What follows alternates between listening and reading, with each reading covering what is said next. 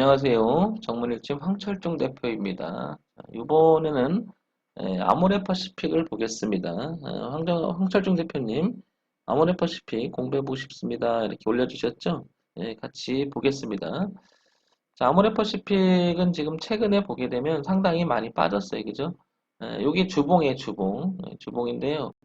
올해 그 5월 달에 30만 원까지 갔다가 그 이후로는 계속 밀립니다. 그리고 지금 17만 원대까지 밀려서 올해는 상당히 지금 계속 빠지고 있고요. 그 다음에 흐름을 한번 보게 되면 이렇게 2019년서부터의 흐름을 이렇게 보게 되면 약간 이탈하는 모습이 좀 나오죠. 이렇게. 요거 보기 전에 요렇게 한번 그림을 한번 보면 작년에 2020년 3월 달에 코로나의 영향으로 웬만한 종목이 이렇게 빠졌다가, 그쵸? 그리고 나서 이 자리를 넘어가면서 후반기 들어서면 작년에 그러면서 이 고가를 돌파했던 기억이 있죠. 이렇게, 그죠? 돌파했는데 이렇게 돌파하고 눌림을 좀 가지만 이렇게 저항값을 지지 삼아서 이렇게 올라갔지만 여기서도 한번 이렇게 더 갔으면 좋았을 걸 하는 위치였지만 그러지 못하고 오히려 떨어져서 다음 선까지 밀렸는데 이 흐름까지도 약간 깨고 있는 형국입니다. 그죠? 그렇다면 흐름상은 이런 흐름을 이렇게 저항대를 만들고 있음을 알 수 있죠. 그래서 아모레퍼시픽은 이 선을 좀 넘어가고, 그죠? 가격대를 보게 되면 한 18만 7천 원 정도 넘어가고 그 다음에 20만 원대에 와서 만약에 부딪혀가지고 다시 꺾이면 이렇게 하방으로 다시 꺾을 수 있지만 여기를 20만 원대를 넘어가서 이쪽으로 안착을 하게 되면 25만 원까지 이렇게 틀 수는 있겠죠. 그래서 지금 17만 8천 원인데 20만 원이라고 하는 저항대가 지금 현재로선 굉장히 중요한 의미를 갖는 것 같습니다. 여기를 이렇게, 그죠? 이렇게. 그러니까 흐름에 대한 저항값이 20만 원대 이렇게 있기 때문에 현재는 이 흐름을 타면서 주가는 이렇게 내려가는 형국이죠. 그죠? 이렇게 내려가는 형국이죠. 그래서 20만 원을 넘어가줘야 25만 원 이렇게 바라볼 수 있는 위치가 된 것 같습니다. 우리가 주식 분석을 할 때 이렇게 기술적 분석이 모든 것을 다 말해주진 않지만 어차피 우리가 매매를 할 때는 가격을 사고 파는 거죠. 따라서 가격이 갖는 의미는 굉장히 크기 때문에 기술적 분석에서 갖는 가격적인 분석. 그래서 우리는 차트 분석을 가격 분석, 때로는 기술적 분석 이렇게 얘기를 하죠. 그래서 중요한 의미를 갖습니다. 그래서 어쨌든 20만 원이라고 하는 자리가 일단 보입니다. 그 다음에 이걸 한번 볼게요. 지금 17만 7,500원 이렇게 왔다 갔다 하잖아요. 이렇게 보게 되면 아모레퍼시픽은 뭐 다 아는 회사잖아요. 그죠? 화장품에 관련된 회사고 화학에 관련됐죠. 그죠? 화학. 자, 정보 볼게요. 정보 보게 되면 실적 분명히 중요하죠. 그러니까 먼저 보겠습니다. 작년 그 12월에 1조 1천억 원이었는데 그때만 해도 조금 영업이익이나 이런 부분 좀 파랬죠. 그렇게 좋지 않았다가 올해 들어와서는 1조 2천억, 1조 1천억 이렇게 하면서 영업이익과 당기순이익이 좀 개선이 되는 부분이 좀 보입니다. 그죠? 근데 주가는 계속 떨어지기만 해요. 그죠?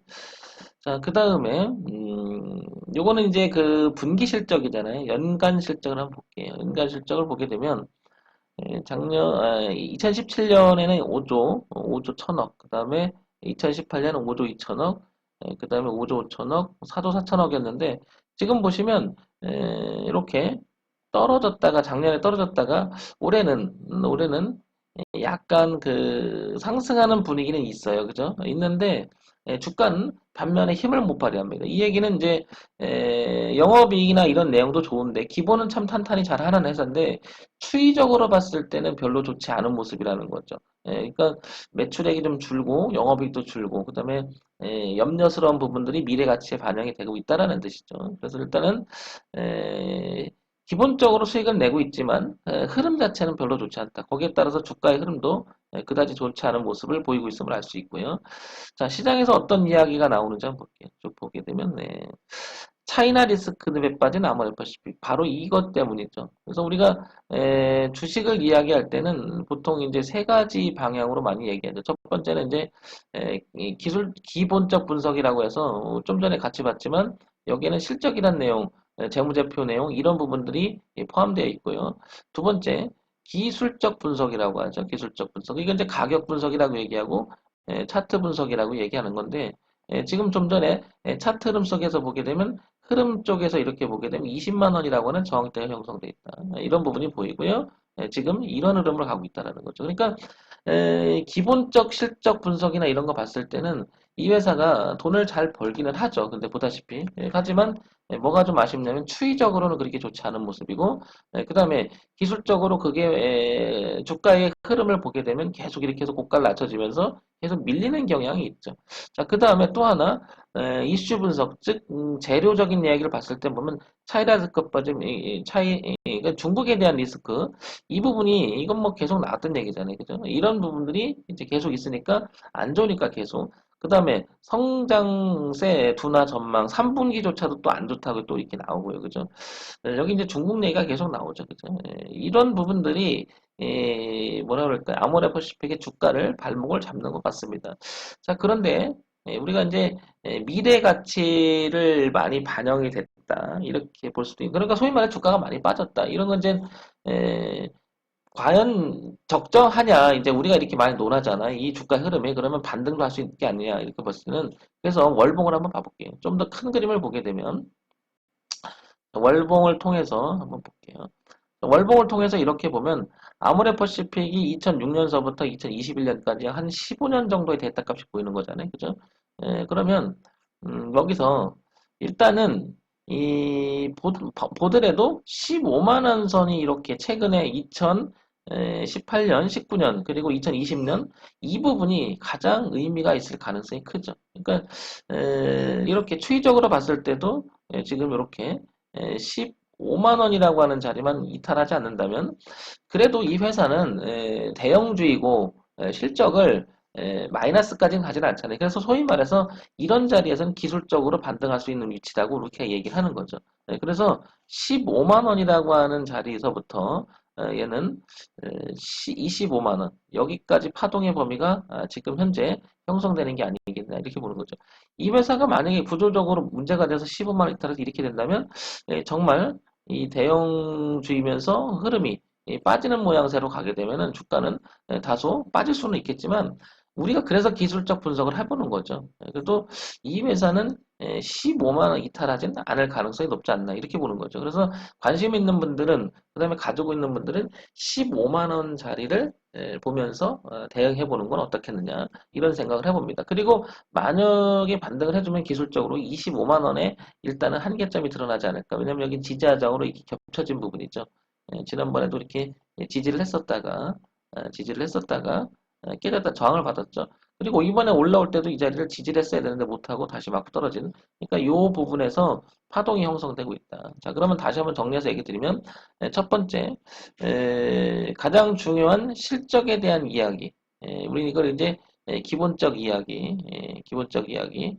여기서는 이제 재무제표에 대한 이야기잖아요. 이런 부분에서는 가장 중요한 재무제표 중에 실적에 대한 이야기. 실적은 아직 손해를 보지는 않지만 추이적으로 안 좋은 분위기라는 거죠. 그리고 3분기 전망도 그다지 좋지 않다. 근데 많이 반영됐다고 볼 수가 있겠죠. 자, 두 번째, 차트 분석. 지금처럼 이제 가격 분석, 그리고 이런 부분들은 우리는 기술적 분석이라고 하는데 해보니까 15만 원이 되게 중요한 자리가 있다라는 거죠. 그래서 기술적으로 반등하느냐, 아니면 내용적으로 반등하느냐, 이거 떠나서 15만 원이라고 하는 자리는 한 최근 4, 5년, 3, 4년간에 걸쳐서 만들어진 자리다. 그래서 의미가 있다. 그 다음에 세 번째, 재료적인 측면을 보게 되면 차이나 리스크나 이런 부분들이 계속 나오는 이야기고 실적이 별로 좋지 않다. 그러면 일단은 매매를 하더라도 비중을 좀 줄이는 게 낫지 않나 싶은 거죠. 그러니까 1,000만 원을 평소에 매매를 했다 그러면 500만 원을 줄여서 왜냐 실적 이런 흐름들이 아직 상승 쪽으로 뭐라 그럴까요? 유지가 되는 쪽이 아니라 지금 계속해서 하락적으로 유지가 되니까 그런 부분을 생각해 보면 매매를 하고 싶다는 비중을 줄이는 게 어떻겠다 싶고요. 15만 원 기준 매우 중요할 것으로 봤고 그 다음에 만약에 올라온다면 25만 원이 넘어가주느냐 안 넘어가주느냐 이런 부분들이 중요하지 않을까 싶습니다. 주가를 우리는 맞출 수는 없을 것 같아요. 맞출 수는 없고요. 대응의 차원으로 어차피 가는 거잖아요. 그러면 앞과 뒤에 대한 항상 뭐라 그럴까, 기준은 잡고 매매를 해야 되지 않느냐. 그런 면에서 보면 아모레퍼시픽은 15만 원이 매우 중요하지 않을까 싶습니다. 자, 이런 점 참고해서 하시면 도움이 되지 않을까 싶고요. 자, 정문일점 황철중 대표였습니다. 좋아요, 구독, 그리고 알림 설정 부탁드릴게요.